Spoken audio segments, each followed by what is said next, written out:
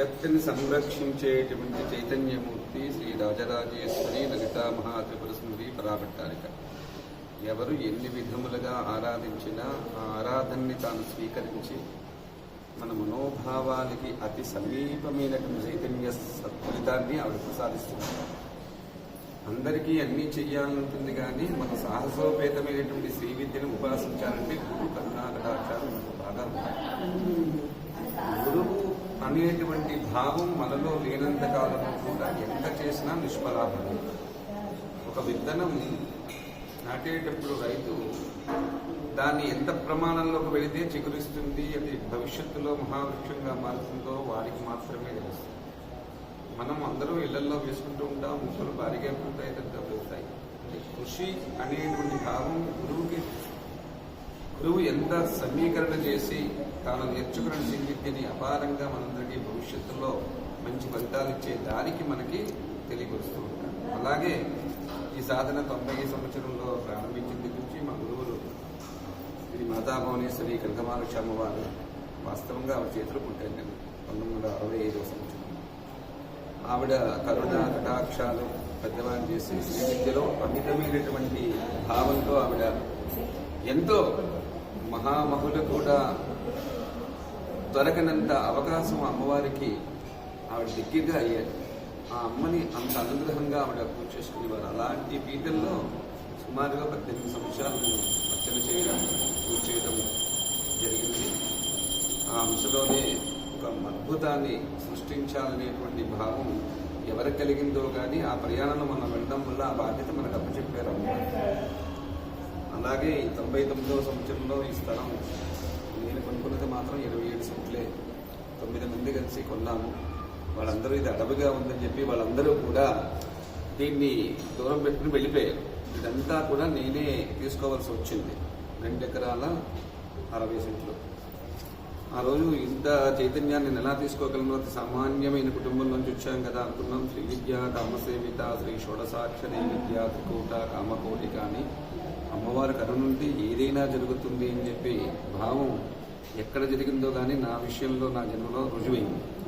ఆవిడ్ని చిన్నగా కొలుచుకుందామని చెప్పి ప్రయత్నం చేసి ఇక్కడ చిన్న కమలపాక వేసుకుని కట్టుకుందాం అనుకున్నాము.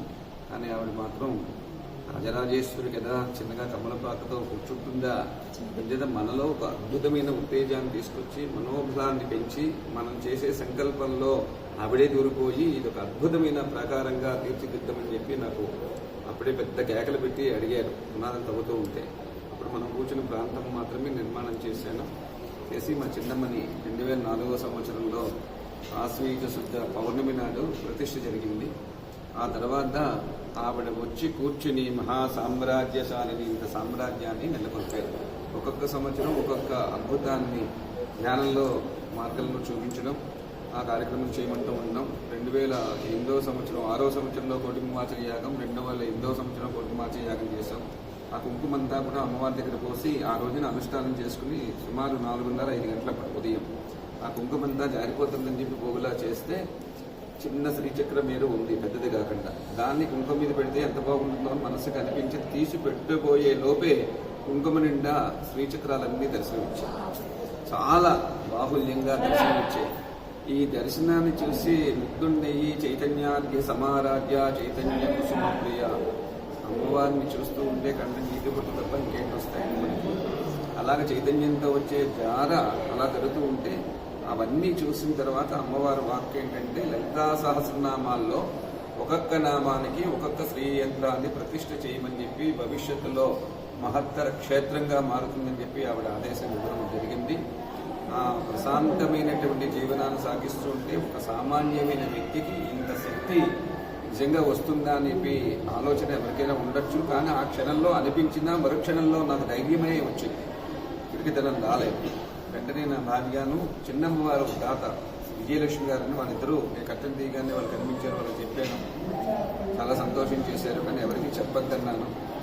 2010వ సంవత్సరం 2009వ సంవత్సరంలో ఆవిడ స్వప్నంలో కనిపించి, అంటే ధ్యానంలో కనిపించి విగ్రహం పెట్టమని చెప్పి ఆదేశం ఇచ్చారు. ఆ విగ్రహం 2010వ సంవత్సరంలో ప్రతిష్ఠ అయిన తర్వాత మా శిష్యులందరికీ కూడా శ్రీచక్రాల గురించి చెప్పడం జరిగింది. వాళ్ళందరూ తప్పకుండా సహకరిస్తూ ఉన్నారు. చేశారు. చాలా విమర్శలు ఎదుర్కొన్నాను, అలాగే సహకారం ఎదుర్కొన్నాను. అన్నీ ఒకటి రెండు కాదు. దైవ కార్యం చేయాలి అంటే ముందు విమర్శలే ఎదుర్కోవడానికి ప్రయత్నం చేయాలి. కారణం ఏంటంటే తెలియక చేసే విమర్శ, తేలిగ్గా చేసే విమర్శ, భావంతో ఈర్ష్యతో చేసే విమర్శలు కాదు. ఎందుకంటే మన ఇంట్లో చిన్నపిల్లలు చేస్తున్నటువంటి చేష్టలకి మనమే జాగ్రత్తలు చెప్తూ ఉంటాం. తర్వాత ఎప్పుడో వాడు చెప్తాడు, నేను చేసింది సత్యము, నువ్వే నన్ను తొందరగా విమర్శ చేసావని చెప్పొచ్చు ఎప్పుడో. కానీ అన్నీ కొన్ని అనేటువంటి ఉండవు. ఈ విద్యలో అన్నీ విలువైనవే. ఎవడ ఉపాసిస్తే ఆవిడికి దగ్గరగా అవుతుంది. అలాగా 2010వ సంవత్సరంలో ఆగస్టు నెలలో శంకుస్థాపన చేశాం. 2011వ సంవత్సరంలో స్లాబ్ వేయడం జరిగింది. 2012వ సంవత్సరంలో గణపతికి ఆవిడ యాగం చేయమన్నారు, నిర్విఘ్నంగా జరుగుతుందన్నారు. 2012వ సంవత్సరంలో రోజుకి 1,00,000 ఉండ్రాళ్ళు హోమం చొప్పున 9 రోజులు 9 లక్షల ఉండ్రాళ్ళు హోమం చేశాం. 9 లక్షల మంత్రంతో అర్చన జరిగింది. అదే సంవత్సరం మహారుద్రయాగం చేశాము. ఆ సంవత్సరం అయిన తర్వాత 2013వ సంవత్సరం కార్తీక శుద్ధ ఏకాదశి నాడు కంచి పరమాచార్య గారి వారి దివ్య ఆశీస్సులతో జగద్గురువులు జయేంద్ర సరస్వతి వారి చేతుల మీదుగా ప్రతిష్ఠ జరిగింది. అలాగా అక్కడి నుంచి సేవలు చేసుకుంటున్నాం. ప్రతి పౌర్ణమి నాడు శ్రీచక్రార్చన జరుగుతుంది. శ్రీచక్రార్చన అయిన తర్వాత భక్తులను ఉద్దేశించి అమ్మవారి గురించి 4 విషయాలు చెప్పడం జరుగుతుంది. తర్వాత వాళ్ళ చేత నవావరణ పూజ, ఖడ్గమాల, లలితా శాస్త్రం అర్చన జరుగుతుంది. వాళ్ళకి తీర్థప్రసాదాలు, భోజనాలు కూడా ఇక్కడ ఏర్పాటు జరుగుతుంది. ఏది ఆశించి చేసే ప్రయత్నం కాదు, ఆశయంతో చేసేది. దీనికి ఎక్కడ టిక్కెట్లు ఉండవు, ఎవరిని ఎక్కువ తక్కువ చూడడం ఉండదు. ఆవిడ దగ్గరికి వచ్చిన ప్రతి జీవి కూడా, పురుషుడు స్త్రీ అయినా సరే,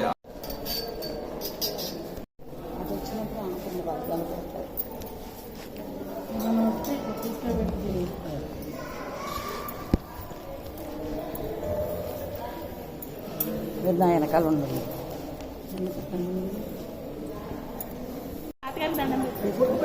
సెంటర్లో